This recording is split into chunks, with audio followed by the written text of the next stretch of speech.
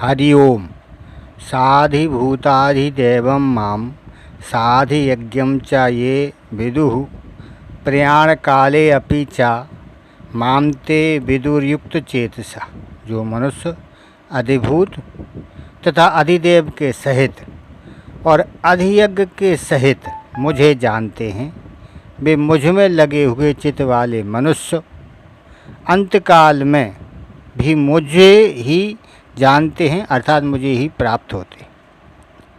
अधिभूत नामक भौतिक स्थूल सृष्टि का है, जिसमें तमोगुण की प्रधानता है। जितनी भी भौतिक सृष्टि है उसकी स्वतंत्र सत्ता नहीं है, उसका क्षणमात्र भी स्थायित्व नहीं है। फिर भी यह भौतिक सृष्टि सत्य दिखाई देती है। इसमें सत्यता, स्थिरता, सुखरूपता, श्रेष्ठता और आकर्षण दिखाई देता है। यह सत्यता आदि सबके सब वास्तव में भगवान के ही हैं, क्षणभंगुर संसार के नहीं।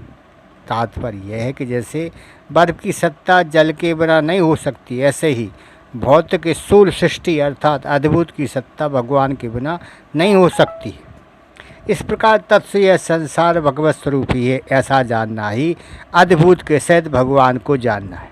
अधिदेव नाम सृष्टि की रचना करने वाले हिरण्यगर्भ ब्रह्मा जी का है, जिनमें रजोगुण की प्रधानता है। भगवान ही ब्रह्मा जी के रूप में प्रकट होते हैं, अर्थात तत्व से ब्रह्मा जी भगवत स्वरूप ही, ऐसा जानना ही अधिदेव के सहित भगवान को जानना है।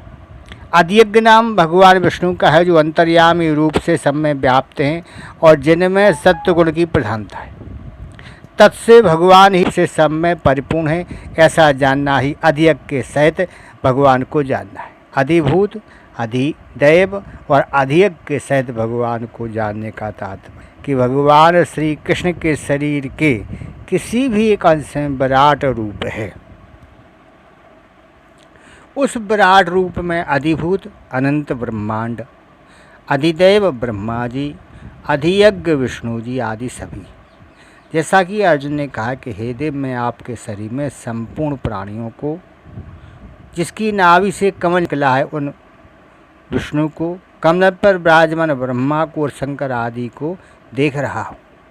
अतः तत्से अधिभूत, अधिदैव और अधियज्ञ भगवान श्री कृष्ण ही हैं। श्री कृष्ण भगवान ही समग्र भगवान हैं, जो संसार के भोगों और संग्रह की प्राप्ति अप्राप्ति में समान रहने वाले हैं तथा संसार से सर्वथा उपरत होकर के भगवान में लगे हुए हैं। वे पुरुष युक्त चेता है। ऐसे युक्त चेता मनुष्य अंतकाल में भी मेरे को ही जानते, अर्थात अंतकाल की पीड़ा आदि में भी वे मेरे में ही अटल रूप से स्थित रहते हैं। उनकी ऐसी दृढ़ स्थिति होती है कि वे स्थूल शरीर और सूक्ष्म शरीर में कितने ही हलचल होने पर भी कभी किंचन मात्र भी विचलित नहीं होते हैं। हरि ओम।